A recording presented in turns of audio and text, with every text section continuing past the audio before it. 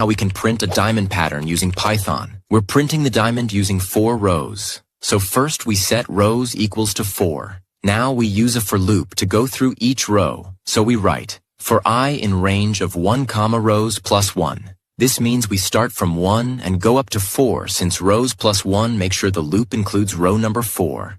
In each row, we are printing 2 things, spaces and stars. Let's first talk about spaces. If you look at the pattern, the first row has 3 spaces before the star, then 2 spaces in the second row, then 1, and finally 0 spaces in the last row of the upper half. So the logic is, print space multiplied by rows minus I. For example, in the first row, a row is 4 and I is 1. So 4 minus 1 gives us 3. That's why we print 3 spaces at the beginning. This continues until we reach the last row of the upper part. Now after the spaces, we need to print stars. For that we can write, plus star multiplied by 2 multiplied by I minus 1. This gives us 1 star in the first row, 3 in the second, 5 in the third, and 7 in the fourth. So when we run this part of the code, we get a triangle made of stars, which is the upper half of our diamond. To create the lower half, we just repeat the same logic, but in reverse. We copy the same code and change the for loop.